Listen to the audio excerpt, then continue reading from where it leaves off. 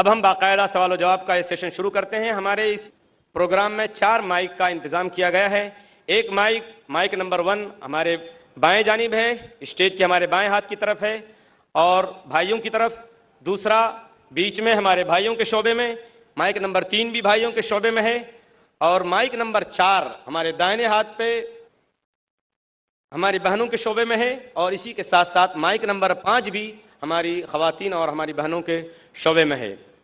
अब हम बाकायदा सवाल जवाब का प्रोग्राम शुरू करते हैं। हम वॉलंटियर हजरात से गुजारिश करेंगे, दरख्वास्त करेंगे कि अगर कतार में कोई गैर मुस्लिम भाई हो तो पहले उन्हें सवाल करने का मौका दिया जाए। माइक नंबर 1 से जो भाई खड़े हैं सवाल कर सकते हैं। जी हाँ भाई।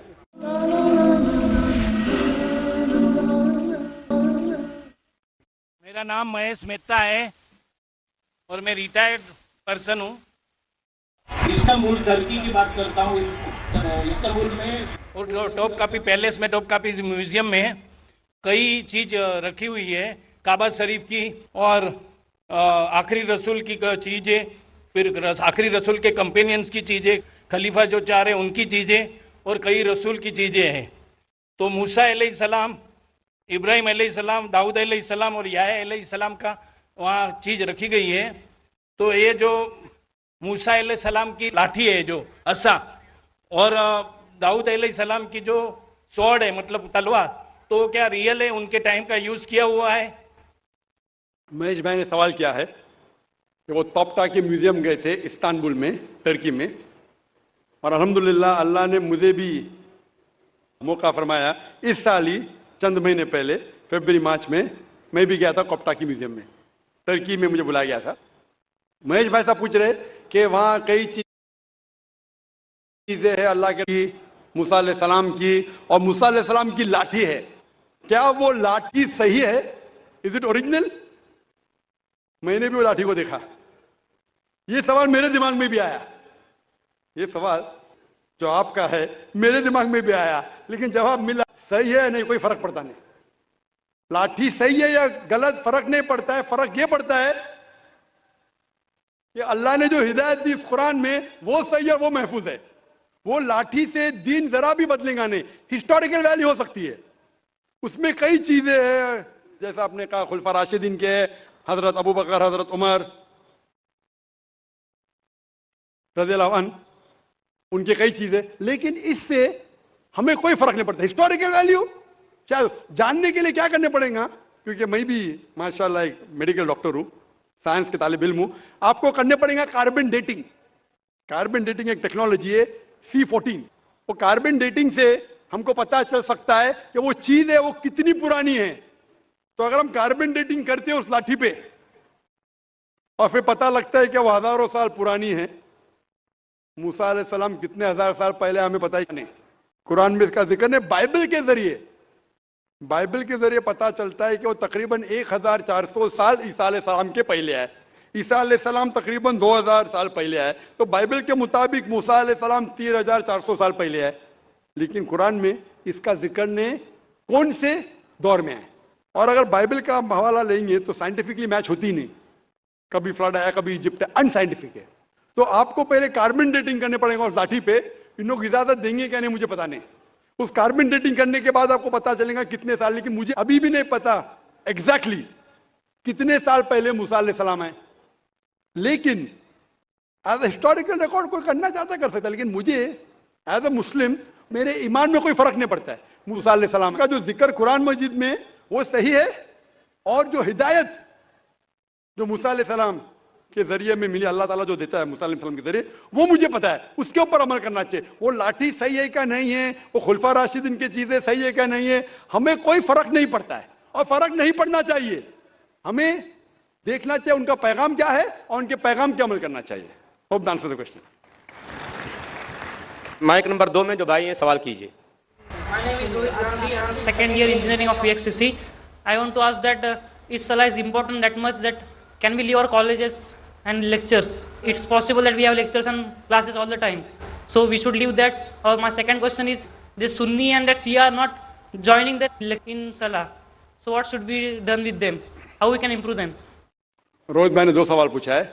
सवाल का जवाब देने से पहले मैं ये दरख्वास्त करना चाहूँगा मेरे गैर मुसलमान भाइयों और बहनों से, आपके पास अगर कोई भी सवाल है जो पूछना चाहते हैं, चाहे इस्लाम के ताल्लुक हो या दीगर मज़ाहिब के ताल्लुक हो, हिंदुइज़्म के बारे में या क्रिश्चियनिटी के बारे में, ईसाईयत के बारे में, आप बिना झिझक यहाँ पूछ सकते हैं। हम खुली आज़ादी देते हैं हमारे गैर मुसलमान भाइयों और बहनों को कि आप जो भी सवाल पूछना चाहते हैं इस्लाम के मुतालिक, ये आपका सुनहरी मौका है। ऐसा मौका हमेशा नहीं आता। अक्सर मजहबी लेक्चर तकरीर के बाद खुला सेशन नहीं होता है जहां आप कोई भी सवाल पूछ सकते हैं, चाहे इस्लाम के बारे में हो, हिंदुइज्म के बारे में हो, क्रिश्चियनिटी के बारे में हो, जुडाइज्म के बारे में हो। आप अगर मेरे बात से मुत्तफिक नहीं है फिर भी आप बोल सकते हैं कि जाकिर मैं इस बात से मुत्तफिक नहीं हूं, और आप पूछ सकते हैं। कोशिश करूंगा कि जो भी थोड़ा बहुत इल्म मुझे है मैं कोशिश करूंगा आपकी गलतफहमी दूर करूं। भाई ने सवाल पूछा कि हमारे कॉलेज में लेक्चर्स होते हैं और क्या हम सलाह पढ़ने के लिए लेक्चर को तर्क कर सकते हैं, लेक्चर को छोड़ सकते हैं। और रोहित भाई ने कहा कि वो सेकेंड ईयर इंजीनियरिंग में है। मैं आपसे कहना चाहता हूं कि 20 साल पहले मैं भी कॉलेज में था, 20 साल पहले मैं भी कॉलेज में था, मैं भी इस दौर से गुजरा। अल्हम्दुलिल्लाह सुम्मा अल्हम्दुलिल्लाह, कॉलेज में अल्हम्दुलिल्लाह नमाज में पढ़ता था। कॉलेज में जब आप जाते हैं ब्रेक होती है, और कॉलेज का टाइमिंग क्या होता है, इधर 7 से 1 तक होता है, या हो सकता है 8 से लेकर 4 तक के, जो भी टाइम है। लंच ब्रेक तो मिलता है। जब आपको लंच ब्रेक मिलता है, उस ब्रेक में आप लंच के साथ नमाज भी पढ़ सकते हैं, सलाह भी पढ़ सकते हैं। हो सकता है कि कॉलेज के ऐसे टाइमिंग हो कि आप अगर मस्जिद नजदीक है तो मस्जिद में जाइए, मस्जिद नजदीक नहीं है तो उस कॉलेज में अगर कुछ मुसलमान भाई है उनसे भी कहिए और जमात बना सकते हैं। लेकिन सलाह छोड़ने की इजाजत आपको नहीं है, ये पढ़ना फर्ज है। और बेशक विदाउट एनी प्रॉब्लम आप पढ़ सकते हैं। आप जाके बॉयज कॉमन रूम में पढ़ सकते, गर्ल्स कॉमन रूम में पढ़ सकते। सलाह छोड़ने की इजाजत नहीं है। मस्जिद करीब है तो मस्जिद में जाइए, सलाह छोड़ने की इजाजत नहीं है। आप कह रहे थे कि कोई सुन्नी हजरात है, कोई शिया हजरात है जो पैर से पैर नहीं मिलाते।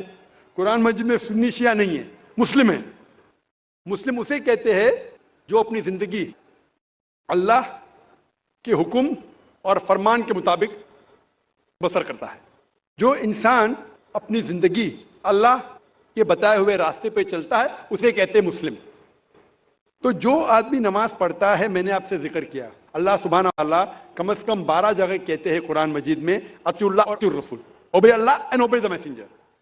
सूरह निसा सूरह नंबर 4 आयत नंबर 59 और 12 जगह का जिक्र मैंने किया। हमें अल्लाह और अल्लाह के रसूल की इताअत करना चाहिए। और अल्लाह के रसूल फरमाते हैं कि आप उस तरह नमाज पढ़ो जिस तरह आप मुझे नमाज पढ़ते हुए देखते हैं। यह हदीस है बुखारी की किताब आदान की चैप्टर नंबर 18 हदीस नंबर 604। और फिर से दोहराया गया सही बुखारी में जिल्द नंबर 9 हदीस नंबर 352 352।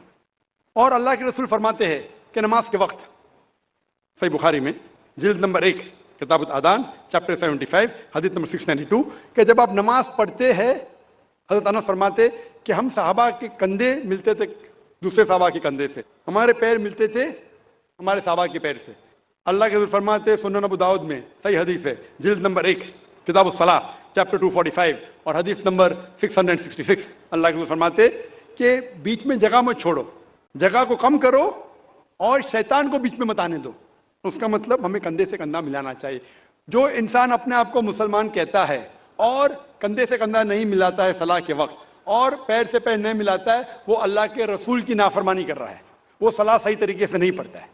तो शायद उन लोगों को ये अल्लाह के रसूल की हदीस के बारे में पता नहीं होगा। तो हमारी कोशिश है कि उन मुसलमान को बताए कि अल्लाह के रसूल की हदीस है कि कंधे से कंधा मिलाओ, पैर से पैर मिलाओ, नमाज पढ़ते वक्त ये फर्ज है। Hope the answer the question. जी माइक नंबर 2 पे। सर मेरा नाम प्रणव नायक है और मैं मर्चेंट नेवी में काम करता हूँ। मेरा सवाल ये है कि अकॉर्डिंग टू कुरान ये कहा जाता है कि जब कयामत का दिन आएगा तो उस वक्त अल्लाह जब सबको फिर से उठाएंगे तो कहा जाएगा कि अपनी कब्रों से उठो। तो हम हिंदुओं का क्या होगा, क्योंकि हमारी तो कोई कब्र नहीं होती। भाई साहब का सवाल है कि वो कहते हैं कि क़यामत के दिन जब अल्लाह ताला वापस से हमें दूसरी ज़िंदगी देंगे तो कहेंगे अपने कब्रों से उठो। हिंदू भाई साहब पूछे कि हिंदू लोग तो कब्र में दफनाए नहीं जाते, हिंदू बच्चे दफनाए जाते ना, हिंदू बच्चे, हिंदू मजहब में छोटा बच्चा है उसको जलाया नहीं जाता, उसको दफनाया जाता है। फिर भी कई मुसलमान हैं जो डूब के मरते हैं, जो जल के मरते हैं, उनको भी दफनाया नहीं जाता है, जिनकी हमें मिलती नहीं। ये जब अल्लाह ताला कहेंगे कि फिर से हम जिंदगी देंगे, जरूर नहीं कि आप कब्र में से ले आ जाएंगे। जो भी इंसान मर चुका है उसको नई जिंदगी दी जाएंगे। कुरान मजीद में अल्लाह ताला फरमाता है कि अल्लाह उसमें जान डालेंगे, फिर मौत देंगे, फिर से जान डालेंगे। तो अल्लाह जान डालेंगे, चाहे वो कब्र में है, चाहे जलाया गया है, चाहे डूब गया है, जो भी हालत में है, अल्लाह उस इंसान में फिर से जान डालेंगे। और अल्लाह ताला को जान डालना बहुत आसान है, चाहे आप दफनाए गए हैं या चाहे जला दिए गए। अल्लाह ताला फरमाते, जब गैर मुस्लिम के एतराज करते अल्लाह से और अल्लाह से पूछते हैं कि जब आप दफनाए जाएंगे और क़यामत के रोज जब इंसान उठाए जाएंगे तो अल्लाह ताला उनको हड्डियां को कैसे जोड़ेगा। जैसे आप पूछ रहे ना, अल्लाह ताला जो कब्र में उनको उठाएंगे, हम कब्र तो नहीं गए, तो लोग पूछते हैं, कुरान मजीद में इसका जिक्र है, सूरह क़याम में सूरह नंबर 75 आयत नंबर 3-4 में, कि अल्लाह ताला हड्डियां को कैसे जोड़ेगा। तो अल्लाह ताला फरमाते हैं अल्लाह हड्डियां को ही नहीं जोड़ सकता है, आपके उंगलियों के पोर पोर को जोड़ सकता है। उंगलियों के पोर पोर, आप सोचते हो अल्लाह ताला क्यों कहता है क्या उंगलियों के पोर पोर को जोड़ सकता है। आज की साइंस ये कहती है, सर फ्रांसिस गोल्डन एक साइंटिस्ट है जो सन 1880 में एक डिस्कवरी किए कि फिंगरप्रिंटिंग मेथड के दो इंसान करोड़ों लोगों में भी उनके फिंगरप्रिंट यकसा नहीं हो सकते। तो अल्लाह ताला फरमाते हड्डियों को तो छोड़ो, मैं आपके उंगलियों के पोर पोर को इकट्ठा कर सकता हूं और हू बहू वैसे पैदा कर सकता हूं। तो अल्लाह के लिए फिर से जान डालना बहुत आसान है, चाहे वो इंसान दफनाया गया है या जलाया दिया गया है या डूब के मरा है। अल्लाह को फिर से जान डालने में, चाहे वो मुसलमान मरा या हिंदू मरा या ईसाई मरा, अल्लाह को जान डालने में बहुत आसान है, कुन फयकुन। और फिर से हमें नई जिंदगी दी जाएंगी और फिर हिसाब किताब किया जाएगा। और हिसाब किताब में अगर आप अल्लाह के अहकामात पे अमल किए तो इंशाअल्लाह आप जन्नत में जाएंगे, इस दुनिया के इम्तिहान में सफलता पाएंगे। लेकिन अगर उनके अहकामात पे आपने नहीं चले, उनके मुताबिक नई जिंदगी बसर करे, तो आप इस जिंदगी में सफलता नहीं पाएंगे। Hope the answer the question. Number 3 से मैं कोई गैर मुस्लिम भाई हूँ। बैक्सन जॉर्ज और मैं स्टूडेंट है। सर एक्चुअली ये रिलीजन होना ही नहीं चाहिए मेरे ख्याल से। तो यहाँ तो बहुत सारा वॉर होता है, आपने बोला ब्रदरहुड होता है, तो एक्चुअली ये रिलीजन नहीं रहेगा तो ये ब्रदरहुड डेफिनेटली नहीं रहेगा, ह्यूमैनिटी रहेगा, नहीं तो वॉर भी नहीं रहेगा। तो रिलीजन होना ही नहीं चाहिए कॉन्सेप्ट। रिलीजन क्यों होता है, क्या आप हेल्प करेंगे उसके लिए? भाई साहब का सवाल है कि रिलीजन होना ही नहीं चाहिए, ये मजहब होना ही नहीं चाहिए। ये मजहब की वजह से वॉर होता है, झगड़ा होता है। आप कहते भाईचारा बढ़ता है, वॉर होता है। सिर्फ ह्यूमैनिटी होना चाहिए। भाई साहब नाम के बैक्सन जॉर्ज। कौन से माइक्रोफोन पे हाथ ऊपर करेंगे? जॉर्ज बोलिए सर। पीछे वाले माइक्रोफोन। जॉर्ज भाई साहब से पूछूंगा, ये कहते कि मजहब होने की वजह से लड़ाई हो रही। भाई साहब क्या मैं आपसे लड़ रहा हूं? भाई साहब नहीं क्या मैं आपसे झगड़ रहा हूं? हाँ क्या नहीं? नहीं सर। आप समझते मैं मजहबी हूं? हाँ सर। हूं ना? तो मैं क्या आपसे लड़ रहा हूं? जो सही मजहब को जानता है, सच्चा मुसलमान है, वो आम तौर पे झगड़ा नहीं करेगा। क्योंकि कुरान मजीद की आयत है, सूरह माइदा की सूरह नंबर 5 आयत नंबर 32 में लिखा है कि अगर कोई भी मुसलमान, चाहे मुस्लिम हो या गैर मुस्लिम हो, अगर किसी का कत्ल करता है, चाहे मुस्लिम या गैर मुस्लिम का, बिना कोई वजह के, कत्ल के बदले कत्ल, या अगर उसने इस जमीन पे if he has caused corruption in the land, इन दो वजह के अलावा अगर कोई इंसान दूसरे इंसान का कत्ल करता है, गोया के ऐसे है कि सारे इंसानियत का कत्ल कर रहा है। मैं आपको एक मिसाल दूंगा।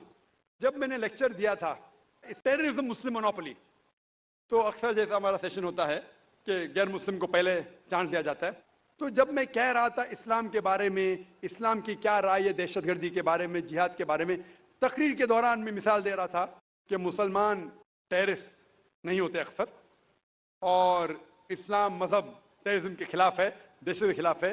सवाल जवाब के मौके पे एक हिंदू ने मुझसे सवाल पूछा कि जाकिर भाई, जो गुजरात में हुआ, जो मुसलमानों के साथ जो गलत हुआ, जो मुसलमान औरत के साथ बलात्कार हुआ, अगर मैं होता तो मैं भी हिंदुओं को यहां चुन चुन के मारता था। तो जो मुसलमान हिंदू को, अगर ट्रेन ब्लास्ट में कोई हिंदू मरा और मुसलमान ने किया, तो मेरे नजदीक सही है। ये हिंदू मुझसे कह रहा है कि मेरा जज्बा भी, अगर कोई मेरी बहन का बलात्कार करे तो मेरा जज्बा भी जागेगा और मैं बंबई में हिंदू का कत्ल करूंगा। कौन कह रहा है? हिंदू मुझसे कह रहा है। तो मैं उसको जवाब देता हूं, भाई साहब आप बिल्कुल सही कहते हैं, आम इंसान यही सोचेगा, आम इंसान यही सोचेगा, और आप आम इंसान जैसे सोच रहे हैं और सब पब्लिक में तालियां बज रही थी। लेकिन मैं आम इंसान नहीं हूं, मैं मुसलमान हूं। मेरा मजहब, मेरा रब मुझे इजाजत नहीं देता है, अगर कोई हिंदू ने किसी मुसलमान का कत्ल किया है या कोई औरत का बलात्कार किया है, मैं वही मजहब के इंसान बंबई में उसका कत्ल नहीं कर सकता हूं, यह इजाजत ही नहीं है। अगर मैं शायद मुसलमान नहीं होता तो मैं कहता था हाँ वो हिंदू से आप सही कह रहे हैं। मेरा मजहब मुझे इजाजत देता ही नहीं, ये आपकी इंसानियत है जो कह रही है। मुसलमान होने के लिए इंसान होना फर्ज है, लेकिन इस्लाम इंसानियत से ऊंचा है।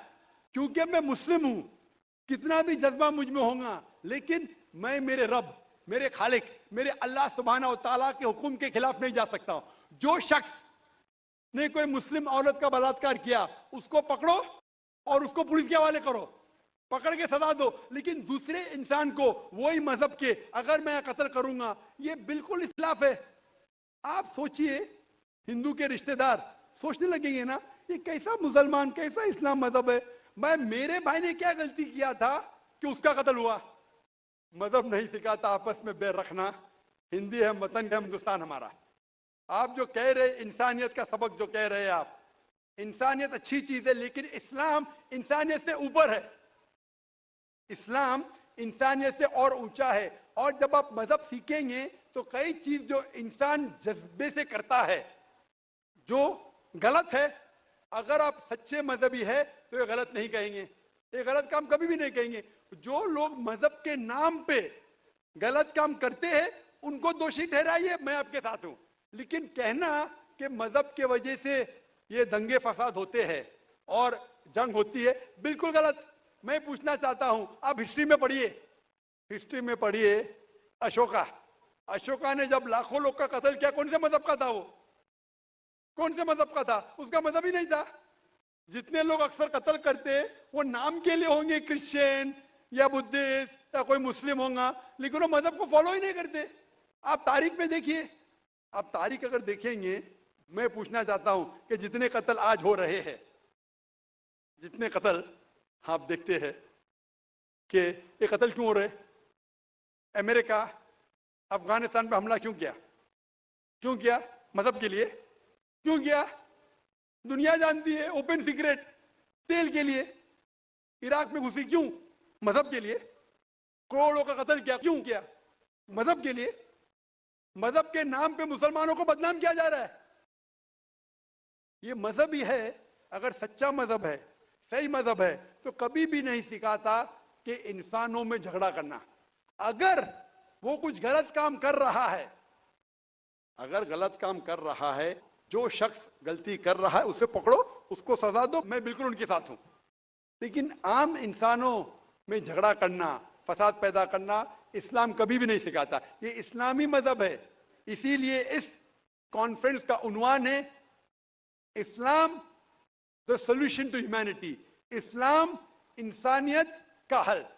तो जो भी मुश्किलात इंसानियत में हैं आज की तारीख में, इसका हल सिर्फ इस्लाम में ही मिलेगा। आप मुझे बताओ, कुरान की कौन सी आयत कहती है कि बिना वजह किसी इंसान का कत्ल करना चाहिए? आप कुरान का वार दो, मैं आपकी बात को मान लूंगा। आप सिर्फ मीडिया के जरिए, जो मीडिया गलतफहमी फैला रही है इस्लाम के खिलाफ, उसकी बुनियाद पे कहने लगेंगे कि मजहब के वजह से ये दंगे फसाद होते हैं या मजहब के वजह से लोग कत्ल करें एक दूसरे का। ये बिल्कुल बेबुनियाद है। मैं पूछूंगा, कुल हाथु बुरहानुकुम इन कुंतुम सादिकीन, आप अपना सबूत पेश करो अगर आप सच्चे हो। मजहब नहीं सिखाता आपस में बैर रखना। हिंदी है, हम वतन है, हिंदुस्तान हमारा, बिल्कुल सही है। मजहब ये नहीं सिखाता कि आपस में दुश्मनी और नफरत हो। माइक नंबर 4 में खातून के शोबे में कोई नॉन मुस्लिम खातून हो, सवाल कर सकती हैं। डॉक्टर नायक, मेरा नाम पूजा शर्मा है and I am a clinical data coordinator. I would like to thank कि आज मुझे ये अपॉर्चुनिटी मिली कि मैं आपको थैंक यू बोल सकूं। मैं आपको पिछले 1-1.5 सालों से फॉलो कर रही हूं और मेरे अंदर जो मुस्लिम और इस्लाम के लिए कुछ गलत फहमियाँ थी, शायद वो क्लियर हो गई हैं। एंड जैसे आपने कहा, आपने कुरान की कई आयतों के बारे में कहा। मैं सोचती हूँ कि गीता हो, कुरान हो, बाइबल हो, कोई भी हो, सब में एक ही बात कॉमन लिखी है कि आप अपने फर्ज करते जाओ, झूठ मत बोलो, किसी की अनजान हत्या मत करो। और जो जैसे कि एक बंदे ने बोला कि रिलीजन की वजह से इतने दंगे फसाद हो रहे हैं, मुझे नहीं लगता है कि इस वजह से, even I agree with you doctor Zakir Naik, because मैं जहां तक जानती हूँ, मैंने थोड़ा बहुत पढ़ा है, इस्लाम में नहीं लिखा जो हम बोलते हैं ना कि टेररिस्ट आधा से ज्यादा मुस्लिम होते हैं, नहीं, ऐसा नहीं है। इस्लाम में लिखा है कि जब आप किसी की बेवजह हत्या करते हो कि तो आप शायद मुस्लिम नहीं हो। ये इस्लाम में नहीं लिखा है कि आप किसी की हत्या करो बीइंग अ मुस्लिम, आप किसी की हत्या करो या बीइंग अ हिंदू किसी की आप हत्या करो। तो I would like to thank you doctor Zakir Naik की बहुत सारी कंफ्यूजन्स थी जो काफ़ी दूर हो गई हैं। Thank you. जज़ाकल्लाह। बहन ने कहा कि वो तकरीबन 1.5 साल से मैं तकरीर सुन रही है और उन्हें यकीन हो गया है कि अल्हम्दुलिल्लाह इस्लाम एक सही मज़हब है और नफ़रत नहीं सिखाता, किसी का बिना वजह कत्ल नहीं करना सिखाता है। और इंशाअल्लाह मैं दुआ करूँगा अल्लाह सुब्हान ताला से बहन कि आप इंशाअल्लाह कुरान मजीद का तर्जुमा पढ़िए, ये इंशाअल्लाह आपको आपके रब के और करीब ले आएगा इंशाअल्लाह। और मैं दुआ करता हूँ कि अल्लाह ताला आपको हिदायत दे। और इस कुरान मजीद का तर्जुमा मैं दरख्वास्त करूँगा मेरी एहलिया से, अगर वो लेडीज़ के सेक्शन में हैं तो इस बहन को कुरान मजीद का तर्जुमा दे, अंग्रेज़ी में या हिंदी में जो भी ज़बान वो चाहती है। और मैं दुआ करूँगा इंशाअल्लाह कि आप कुरान मजीद का तर्जुमा पढ़िए, इंशाअल्लाह और हिदायत पाएंगे। जज़ाकल्लाह। Thank you.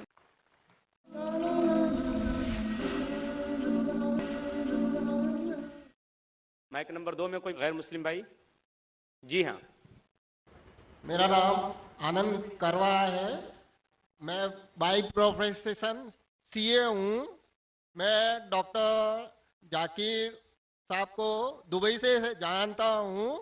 वहाँ पे मेरा एक मुस्लिम फ्रेंड था, उसने आपके बारे में मुझे बताया था। मैं आपका शुक्रिया अदा करना चाहता हूँ कि आपने इस्लाम के बारे में बहुत सारी भ्रांतियों को दूर किया है। मेरी मुसलमानों के बारे में जो अच्छी बातें हैं वो ये हैं कि मुसलमान लोग ज़्यादातर झूठ नहीं बोलते हैं, किसी को धोखा नहीं देते हैं, दूसरे का पैसा भी नहीं खाते हैं।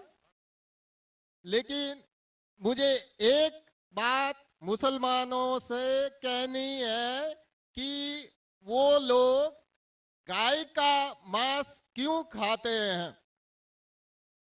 आनंद भाई ने सवाल किया।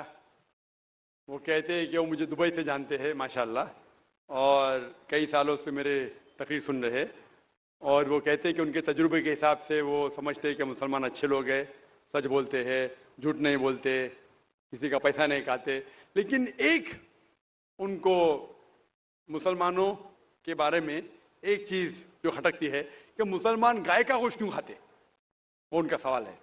मैं पहले बोलना चाहता हूँ भाई साहब आनंद जी कि एक मुसलमान अच्छा मुसलमान रह सकता है 100% शाकाहारी होने के बाद भी। A Muslim can be a good Muslim even by being a pure vegetarian. शुद्ध शाकाहारी होने के बाद भी एक मुसलमान 100% अच्छा मुसलमान रह सकता है। लेकिन क्योंकि अल्लाह सुब्हानहू व तआला हमारा रब, हमारा खालिक, कुरान मजीद में अल्लाह ताला फरमाते हैं, सूरह माइदा में सूरा नंबर 5 आयत नंबर 1 में अल्लाह ताला फरमाते कि आप उन 4 पायों जानवरों का गोश्त खा सकते हैं जिनकी हमने इजाजत दी है। अल्लाह ताला फरमाते हैं सूरह नहल में सूरा नंबर 16 आयत नंबर 5 में कि आप कैटल का गोश्त खा सकते हैं। कुरान में जिक्र आता है सूरह मोमिनून में सूरा नंबर 23 आयत नंबर 21 में कि आप कैटल में से आपको मिलता है दूध, उनमें से मिलती है आपको गर्मी, और आप इनका गोश्त खा सकते हैं। तो जब अल्लाह सुब्हानहू व तआला हमारा खालिक, हमारा मालिक कहता है कि आप गोश्त खा सकते, तो क्यों हमें नहीं खाना चाहिए?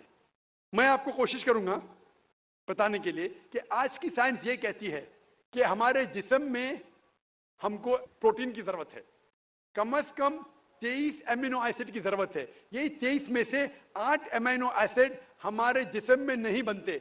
उसके लिए फर्ज है कि ये हमारे खाने में हमें ये अमीनो एसिड मिलना चाहिए।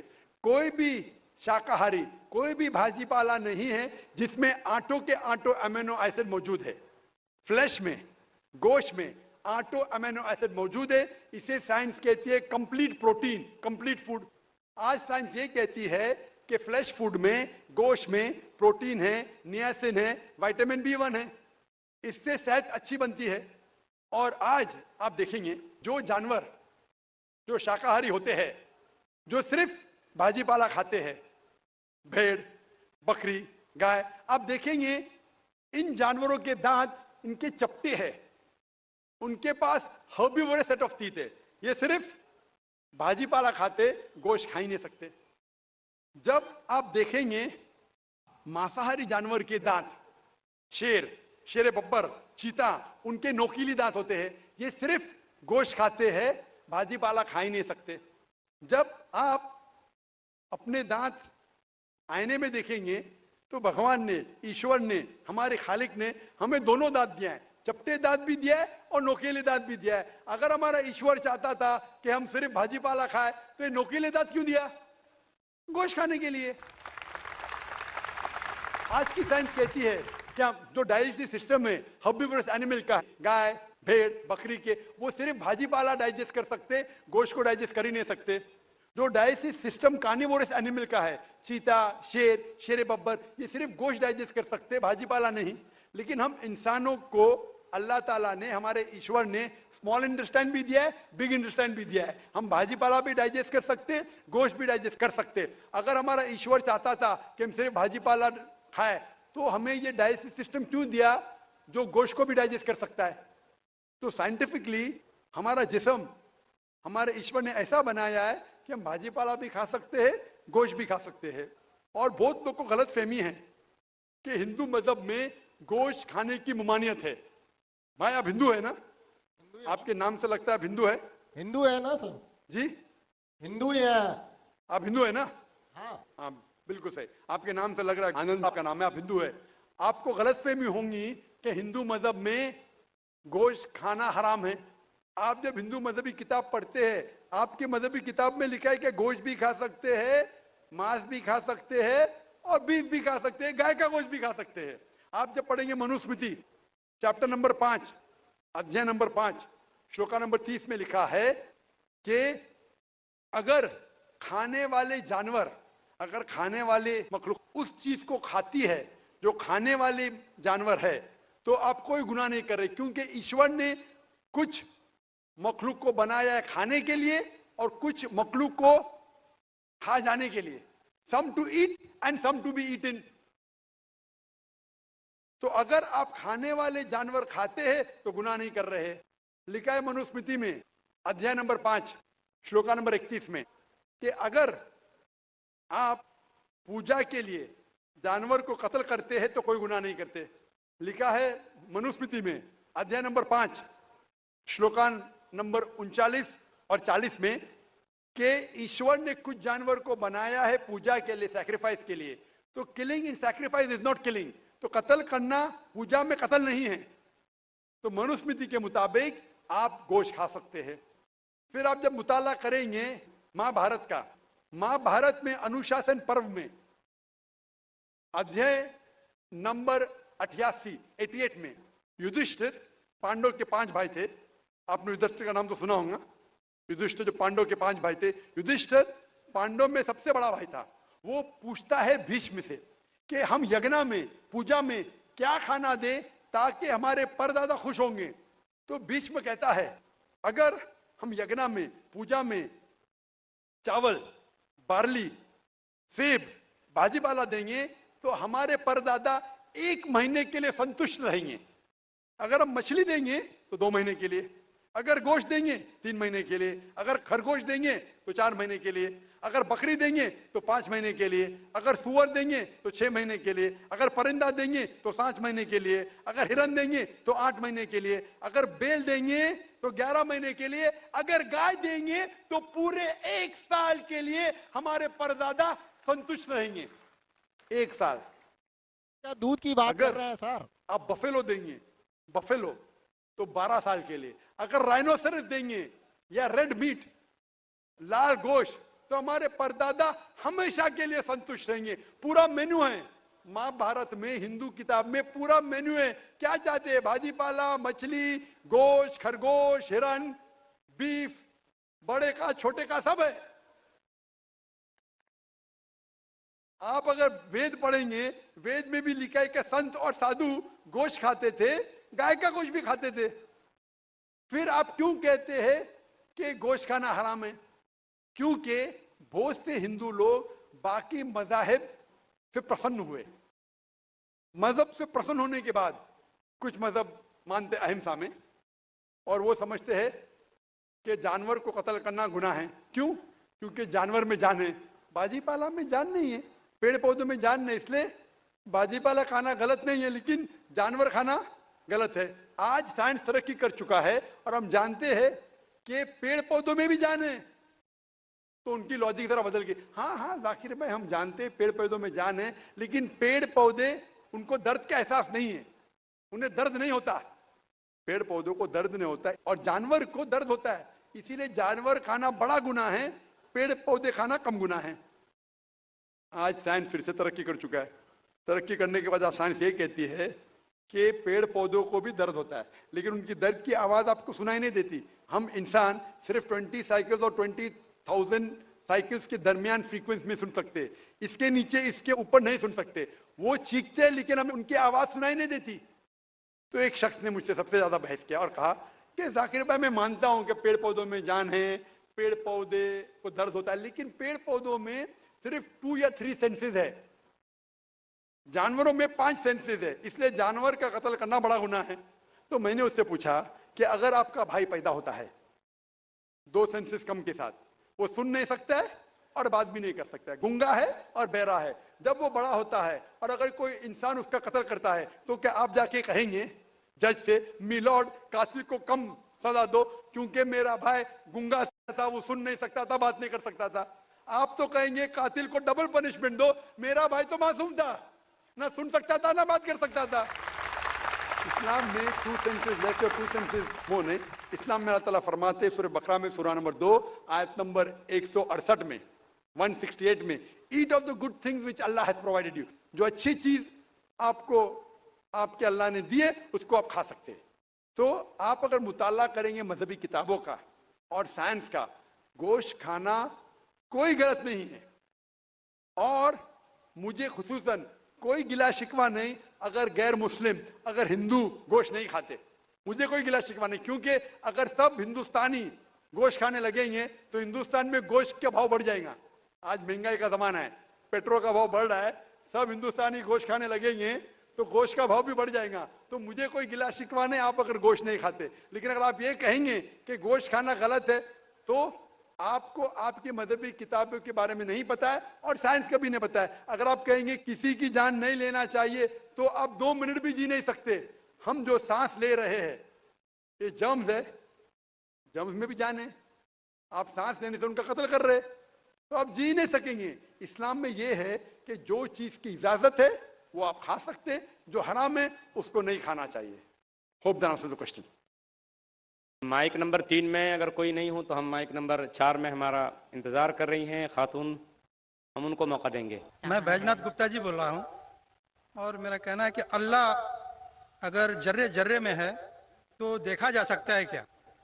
भाई साहब ने कहा कि अगर अल्लाह हर जगह हर जर्रे जर्रे में मौजूद है तो क्या देखा जा सकता है? ये हिंदू फिलॉसफी है कि अल्लाह हर जर्रे जर्रे में मौजूद है। कुरान के मुताबिक अल्लाह की ताकत, अल्लाह का इल्म सब जगह मौजूद है। अल्लाह लेकिन अर्श पे बैठे हैं, तो ये कहना अल्लाह सब जगह मौजूद है, ये इस्लाम की तालीम में नहीं है, ये हिंदू की तालीम में है। क्या आप अल्लाह को देख सकते? नहीं, इंसान इस दुनिया में, इस जिंदगी में अल्लाह को देख ही नहीं सकते। और उसकी मिसाल पेश है कुरान मजीद में, जब मूसा अलैहिस्सलाम अल्लाह सुब्हानहू व तआला फरमाते क्या मैं आपको देख सकता हूं, तो अल्लाह ताला कहते हैं उनसे कि उस पहाड़ को देखो, मैं मेरी झलक उस पहाड़ को दिखाऊंगा और अब देखो क्या होता है। तो उस पहाड़ को जब अल्लाह ताला सिर्फ झलक दिखाते हैं तो मूसा अलैहिस्सलाम उस पहाड़ को देख के बेहोश हो जाते। अल्लाह को तो देखा नहीं उनने, सिर्फ पहाड़ को देख के बेहोश हो जाते हैं। तो इंसान इस जिंदगी में अल्लाह सुब्हानहू व तआला को नहीं देख सकता। इंशाअल्लाह अगले जिंदगी में इंशाअल्लाह जब हम जन्नत में जाएंगे वहां इंशाअल्लाह हम अल्लाह का वजह देखेंगे। ये कई हदीस में इसका जिक्र है कि हम अल्लाह का चेहरा देखेंगे। इसीलिए हम कोशिश करते हैं कि अल्लाह के अहकामात पे अमल करें, इस दुनिया के इम्तिहान में सफलता पाए, इंशाअल्लाह जन्नत में जाएंगे और वहां अल्लाह का वजह देखेंगे, अल्लाह का चेहरा देखेंगे। Hope that answers the question. जी, माइक नंबर 4 में जो खातून है सवाल कर सकती हैं। मेरा नाम रामेश्वरी शाहू है। मेरे लड़के ने इस्लाम धर्म अपनाया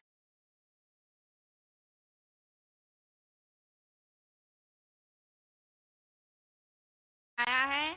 हम हिंदू धर्म को मानते हैं, तो बच्चे लोग कौन सा धर्म शादी कर लिए? आपके बेटे ने इस्लाम धर्म अपना लिया है। अपना लिया है, तो आपका सवाल क्या है अभी? तो बच्चे लोग कौन सा धर्म मानेंगे? आपने कहा कि आपके बेटे ने इस्लाम धर्म कबूल कर चुका है, तो कौन से बच्चे? उसके बच्चे या आपके बच्चे? मेरे बच्चे, उसके बच्चे। आपने कहा कि आपके बेटे ने इस्लाम धर्म कबूल कर चुका है, तो मुस्लिम हो गया है, शादी कर ली है, इस्लाम धर्म कबूल कर चुका है, उसके बच्चे क्या धर्म मानेंगे? सबसे पहले मैं ये आपसे कहना चाहता हूं कि अल्लाह के रसूल फरमाते हैं कि हर बच्चा जब पैदा होता है वो दीनुल फित्र में पैदा होता है। हर बच्चा, चाहे वो हिंदू के घर में पैदा हो या ईसाई के घर में या यहूदी के घर में, जब बच्चा पैदा होता है वो दीनुल फित्र में पैदा होता है, मतलब वो मुस्लिम जैसा पैदा होता है। मुस्लिम के मानी, जैसे मैंने कहा है, मुस्लिम के मानी अपनी जिंदगी अल्लाह के अहकाम के मुताबिक बसर करना। तो जब बच्चा पैदा होता है उसकी सारी ख्वाहिश अल्लाह के मुताबिक है। तो हर बच्चा जब पैदा होता है, चाहे मुसलमान के घर में पैदा हो, चाहे हिंदू के घर में पैदा हो, चाहे ईसाई के घर में पैदा हो, चाहे यहूद के घर में पैदा हो, वो पैदा होता है मुस्लिम जैसा, वो मुस्लिम होता है। उसके बाद अल्लाह के रसूल फरमाते कि अपने वालिदैन के जरिए, अपने टीचर के जरिए, अपने दोस्तों के जरिए हो सकता है वो शिर्क करने लगे, वो आग की इबादत करने लगे, उस वक्त वो गैर मुस्लिम होता है। इसीलिए अगर कोई गैर मुस्लिम मुस्लिम बनता है, convert is a wrong word, convert कहना गलत लफ्ज है। कन्वर्ट मतलब एक तरीके से दूसरे तरीके जाना, सही लफ्ज है रिवर्ट। रिवर्ट मतलब वो असल में मुसलमान था, फिर गैर मुस्लिम बना, फिर से मुसलमान बना। इस्लामिक तालीमात के मुताबिक हर इंसान जब पैदा होता है मुस्लिम पैदा होता है। आपने कहा कि आपके बेटे ने इस्लाम कबूल कर चुका है, शादी कर चुका है, बच्चा क्या है? बच्चा मुस्लिम होगा। वो अलग बात है अगर उस बच्चे पे कोई दबाव है या कोई गलत हिदायत दी जाएंगी, हो सकता है वो बुत परस्ती करने लगे, हो सकता है वो आग की इबादत करने लगे, फिर वो मुस्लिम से गैर मुस्लिम होगा। हर बच्चा जो पैदा होता है वो मुस्लिम पैदा होता है, अल्लाह के अहकामात के ऊपर अमल करता है, उसके बाद बड़े होने के बाद दूसरे के इन्फ्लुएंस की वजह से शायद वो गलत रास्ते पे जा सकता है, लेकिन हर बच्चा पैदा होता है मुस्लिम जैसा। Hope that answers the question. Mic number 5 में अगर कोई खातून हो गैर मुस्लिम तो सवाल करें, नहीं तो माइक नंबर 1 में एक गैर मुस्लिम भाई हमारा इंतजार कर रहे हैं। जी ठीक है, माइक नंबर 2 से सवाल कर लीजिए। Namaste, my name is Pratik Sriranga Barge and I am student of 11th standard and I am in Swami Vivekananda College, Chembur. First of all, I would like to say this is my first time to attend this type of event and I am glad to say मुझे sir जी का जो speech था वो बहुत अच्छा लगा और मेरे मन में इस्लाम धर्म के बारे में जो गलत फहमियाँ थी वो एक चुटकी में ख़त्म हो गई। और मेरा पहला सवाल सर जी से ये है कि भगवान और अल्लाह एक ही है, और मेरा दूसरा सवाल ये है कि अगर पहले एक सवाल का जवाब ये कर लीजिए, फिर इंशाल्लाह दूसरा सवाल करें। भाई साहब ने कहा कि वो पहली बार ऐसे मजमे में मौजूद है और बहुत खुश है, एक चुटकी में उसके सारे गलत फहमियाँ इस्लाम की दूर हो गई। अल्हम्दुलिल्लाह, अल्लाह ताला आपको हिदायत दे। और उसका सवाल है कि क्या भगवान और अल्लाह एक ही है? इस सवाल के दो रुख हो सकते हैं, दो रुख। आप कॉमर किधर लगाते वो इंपॉर्टेंट है। अल्लाह और भगवान एक है? हाँ एक है, एक ही है, दो तो नहीं है। अगर कहेंगे कि अल्लाह और भगवान यकसा है तो सवाल दूसरा रुख ले लेता है। इसका जवाब अगर आप पूछना चाहते हैं कि अल्लाह और भगवान एक है तो बेशक एक है।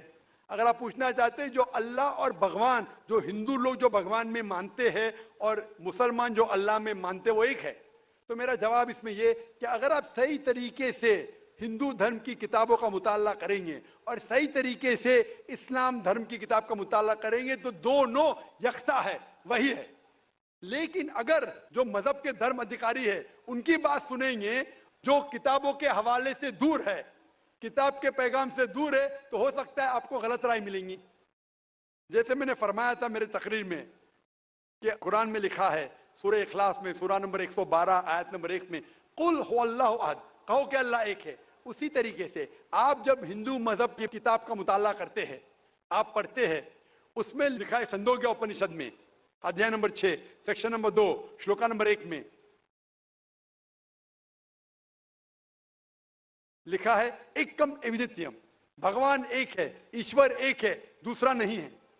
लिखा है श्वेताश्वेतर उपनिषद में चैप्टर नंबर 6 श्लोका नंबर 9 में नाचस्य कसिज जनिता न चदीपा, उस भगवान के कोई वालिदैन नहीं है, कोई रब नहीं है, भगवान का कोई मां नहीं है, कोई वालिद नहीं है, कोई सुपीरियर नहीं है। लिखा है श्वेताश्वेतर उपनिषद में चैप्टर नंबर 4 श्लोका नंबर 19 में नात्यस्य प्रतिमा अस्ति, उस ईश्वर की कोई प्रतिमा नहीं। प्रतिमा का मतलब है अक्स, painting, picture, portrait, statue, idol.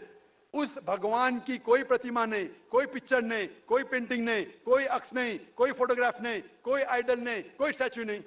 ये दोहराया गया है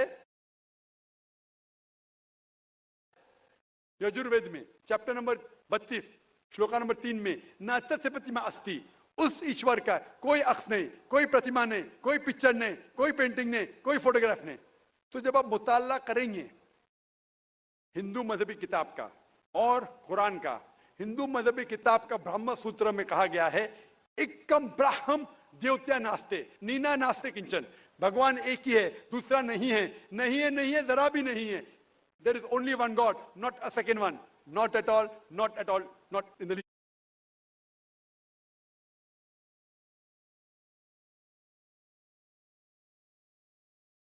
तो खालिक, मालिक, ईश्वर, भगवान, अल्लाह का कोई अक्स नहीं, कोई पेंटिंग नहीं, कोई मूर्ति नहीं, कोई फोटोग्राफ नहीं। हमें सिर्फ उस अकेले ईश्वर अल्लाह की इबादत करना चाहिए। Hope that answers the question. मैं इंतहाई अदब के साथ अपने मुसलमान भाइयों और बहनों से गुजारिश करता हूं कि देखिए आप और हम सब मेज़बान की हैसियत रखते हैं, और जितने हमारे गैर मुस्लिम भाई आए हैं, जितनी गैर मुस्लिम बहनें आई हैं, वो हमारे लिए मेहमान की हैसियत रखते हैं। इसलिए हमारी जिम्मेदारी है अखलाकी, ईमानी, इस्लामी और इंसानी कि हम उनको मौका दें, हम अपने मेहमान की इज़्ज़त करें और उनको सवाल करने का मौका दें, पहले हमारे गैर मुस्लिम भाइयों को और हमारी गैर मुस्लिम बहनों को। मुझे उम्मीद है कि आप हमारी इस गुजारिश को कबूल करेंगे और इस पर अमल करने की कोशिश करेंगे। माइक नंबर 1 में कोई भाई खड़े हैं, आप सवाल कीजिए।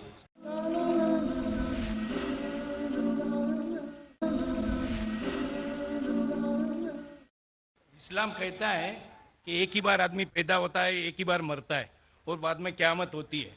लेकिन आप देखेंगे दुनिया में कि कोई बेरा मुका मतलब डेफ एंड डम्ब होता है पैदा होते ही, ब्लाइंड होता है, हैंडीकैप होता है, जिसका पैर भी नहीं रहता है। और तो ऐसा क्यों है? और दूसरा बात ये भी है कि मरने का भी तरीका सबका अलग अलग है। कोई एक्सीडेंट में मर जाता है, कोई राइट्स में मरते, कोई क्या नेचुरल वे से मरता है। तो ऐसा क्यों है दुनिया में?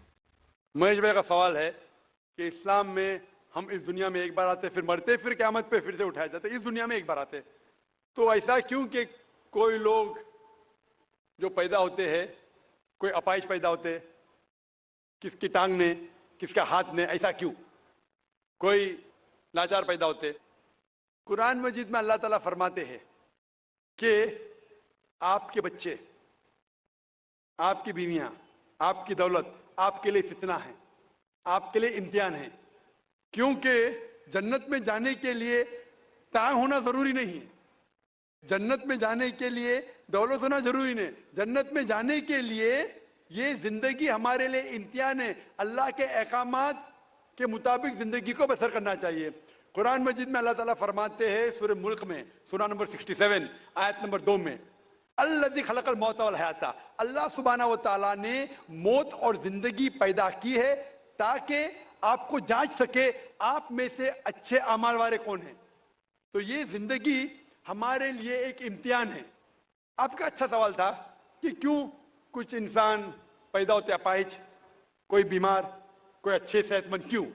इसकी वजह है कि जब आप एग्जामिनेशन में बैठते हैं, हर साल एग्जामिनेशन पेपर बदलता है क्या नहीं? अगर आप कहेंगे कि हर वक्त पेपर सेम रहना चाहिए तो टेस्ट किधर, एग्जामिनेशन किधर? तो अल्लाह ताला कहता है कि जिस तरीके से आपको जो नियामत दी उस तरीके से एग्जामिनेशन अल्लाह ताला उस पेपर को परखेगा। मिसाल के तौर पे अगर एग्जामिनेशन पेपर आसान है तो टीचर उसको स्ट्रिक्ट तरीके से जांचता है, अगर पेपर मुश्किल है तो एग्जामिनर उसको आसानी से जांचता है।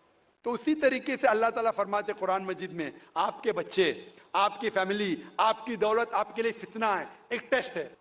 अल्लाह ताला टेस्ट कर रहा है उस बच्चे के वालिदैन का। देखना चाहता है कि अगर बच्चे को पैदा करते अपाहिज या बच्चा जब पैदा होता है दिल की बीमारी के साथ, वो देखना चाहता है कि फिर भी उसके वालिदैन अल्लाह पे ईमान लाते क्या नहीं, और जितना डिफिकल्ट टेस्ट उतना बड़ा रिवॉर्ड। आप अगर एक आम बीए ग्रेजुएशन पास करते हैं तो आपका नाम महेश है, वो मिस्टर महेश ही रहेगा, बदलेगा नहीं। लेकिन मेडिकल एग्जामिनेशन पास करते एमबीबीएस पास करने के बाद आपके नाम के आगे लग जाएगा डॉक्टर, क्योंकि मेडिकल एग्जामिनेशन पास करना मुश्किल है। तो मुश्किल एग्जामिनेशन पास करते रिवॉर्ड भी ज्यादा है। तो अल्लाह ताला अलग लोग को डिफरेंट डिफरेंट एग्जामिनेशन में डालता है। किसी को दौलत देता है, किसी को गरीब बनाता है। जब दौलत देता है वो देखना चाहता है कि दौलत के बाद ये इंसान ज़कात दे रहा है कि नहीं, खैरात कर रहा है कि नहीं। वो गरीब इंसान को ज़कात में 100% मार्क्स मिल चुके, गरीब इंसान को ज़कात ही नहीं देने का। हम बोलते अरे बेचारा गरीब है, उसको 100% मार्क्स मिल गए। ज़कात में गरीब को 100 में से 100 मिलता है। वो अमीर है तो शायद थोड़ी ज़कात देगा तो उसको 100 में से शायद 10 मार्क्स मिले, बराबर ज़कात देगा तो ज़्यादा मार्क्स मिलेंगे। वो गरीब को ज़कात के टेस्ट में 100 में से 100 मिलता है, उसको ज़कात देने की जरूरत ही नहीं। लेकिन उसको शायद दूसरा टेस्ट होगा, उसको टेस्ट होगा। वो गरीब इंसान एक रूम में हो सकता है 10 लोग रह रहे, वो हिजाब कैसा करता है, बराबर से हिजाब कर रहा है कि नहीं, वो टेस्ट है। हो सकता है इंसान अमीर है, उसका बेटा जैसे आप में कपाइश पैदा होता है। तो अल्लाह ताला देखना चाहता है कि इस अमीर इंसान को मैंने दौलत दी, ऐशो आराम दिया, अभी उसके बच्चे को अपाइश पैदा करता हूँ, देखना चाहता हूँ कि ये फिर भी अपने रब की इबादत करता है क्या नहीं। जो आदमी कमजोर रहेगा बोलेगा अरे क्या ये अल्लाह ताला, नौज़ुबिल्लाह मेरे लिए क्यों ये मुश्किल पेश आता है। जो सच्चा मोमिन रहेगा वो कहेगा अल्हम्दुलिल्लाह, फायदा होगा तो भी अल्हम्दुलिल्लाह, नुकसान होगा फिर भी अल्हम्दुलिल्लाह। ये मोमिन की जांच है। तो ये दौलत, गरीबी, सेहत, अपाहिज, दिल की बीमारी, ये टेस्ट है। इसीलिए हमें उन लोगों को देखना चाहिए, उन लोगों को मत देखो जो आपके ऊपर है। आप उन लोगों को मत देखो जो आपके ऊपर। मैं कह रहा था ना, मिसाल दे रहा था, वो गांव का आदमी देखता है गाड़ी चाहिए, फ्लैट चाहिए, बंगला चाहिए, फिर से गांव में आ जाता है। उन लोगों को देखो जो आपके नीचे है। और एक अंग्रेजी में कहावत है जो मैं उर्दू में तर्जुमा करूंगा, एक शख्स हमेशा रोता था कि क्यों मेरे पास जूती नहीं है, क्यों मेरे पास जूती नहीं है। जब भी उसने एक इंसान को देखा जिसके पैर ही नहीं थे, अल्लाह से शिकायत करता था मेरे पास जूतियां क्यों नहीं है। जब उसने इंसान को देखा जिसके पैर ही नहीं थे, वो अल्लाह का शुक्र अदा, कम से कम मेरे पैर तो है। तो अल्लाह ताला डिफरेंट लोग को डिफरेंट इम्तिहान ले रहा है। किसको दौलत, किसको गुर्बत, किसको सेहत, किसको बीमारी, जो भी है। अगर आप जिस हालत में हैं, अगर अल्लाह हमारे खालिक का कहना मानते तो इस दुनिया में सफलता पाएंगे। ये हमारे लिए इम्तिहान है दुनिया, जिस तरीके से सूरह मुल्क में कहा गया है। सूरा नंबर 60 में जो भाई हैं गैर मुस्लिम हो, सवाल कीजिए। सर मेरा नाम उमेश शर्मा है, मैं योगा टीचर हूँ। पहला सवाल मेरा ये है कि आपने बताया था कि नमाज पढ़ते समय जैसे हम सजदा करते हैं, उस सजदे की स्थिति में जैसे माइग्रेन पेन और स्टमक प्रॉब्लम, सियाटिका, सर्वाइकल, नी की प्रॉब्लम, इनमें ब्लड का सर्कुलेशन होता है, वो मैं मानता हूँ। लेकिन कन्फ्यूज इस बात का है कि जब हम ध्यान करते हैं, मैं योग में जैसे दयानंद सरस्वती से, पतंजलि योग ट्रस्ट से मैं योग सीखा हूँ, उसमें बताया है जब ध्यान हम एक जगह पे करेंगे, आँखों को एक जगह पे रखेंगे तो ध्यान की धारणा अपने आप बदल जाएगी, ध्यान धारणा समाधि। तो इसमें जब हम सजदा करते हैं तो जैसे वज्रासन में घुटने मोड़ के सजदा नीचे को, फोरहेड को धरती टच करते हैं, फिर हम उठते हैं तो हमारी जब नजर हट जाएगी उस जगह से, तो ध्यान एक तरफ से वहां से हट जाएगा, तो ऊपर वाले के लिए जैसे अल्लाह के लिए ध्यान कहाँ से रहेगा? Thank you. भाई साहब ने सवाल किया कि जब सजदे में जाते, सजदा अहम रुकन है, तो नज़र एक तरफ होनी चाहिए, हम सजदे से उठ जाते तो ध्यान भटक सकता है, नज़र दूसरी की जा सकती। ये आप जो बोल रहे दयानंद सरस्वती के बारे में कि नज़र एक जगह होना चाहिए, वो सही या गलत अलग बात है, लेकिन हमारे रसूल, हमारे पैगंबर मोहम्मद सल्लल्लाहु अलैहि वसल्लम ने कहा, जब आप नमाज पढ़ते हैं आपकी नज़र हमेशा आप सिजदा करते हुए होना चाहिए। तो जब आप कयाम में हैं, रुकू में हैं, सजदा में, आपकी नज़र उधर ही है, जहां आपकी जगह सिजदे की है वहां ही नज़र आपकी होना चाहिए। कयाम में जब खड़े हैं, जब रुकू में जाते फिर भी नज़र वहां रहती है, सजदा में जाते फिर भी वहां रहती है, अत्तहियात में भी रहती, नज़र एक ही जगह रहती है। लेकिन सिर्फ नज़र से काम नहीं चलता, नज़र के अलावा हमारा ध्यान, हमारा जहन, जो हम अल्लाह, हमारे ईश्वर, हमारे मालिक, हमारे खालिक के पैगाम के ऊपर ध्यान दे रहे, उसके ऊपर अमल कर रहे, तो हमें हिदायत मिलेंगी। और जो ये नमाज का तरीका है, आप हिंदू मजहब की किताब में पढ़ेंगे, इसमें कहा गया है सष्टांग। सष्टांग मतलब जिस्म के 8 अंगों पे। सष्टांग जो हिंदू मजहब में करते हैं, जिसे आम जबान में कहा दंड नमस्कार भी कहते हैं, लेकिन सष्टांग मतलब सही मतलब है कि 8 अंग आपके जिस्म के लगे होते हैं जमीन पे।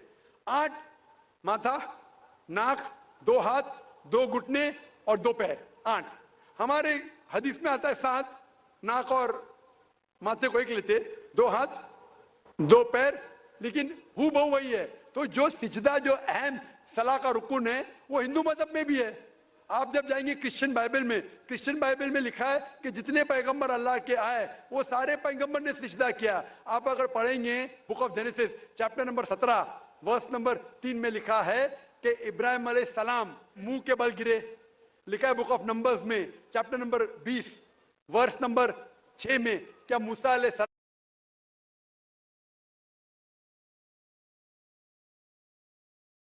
और हारून अलैहिस्सलाम मुंह के बल गिरे।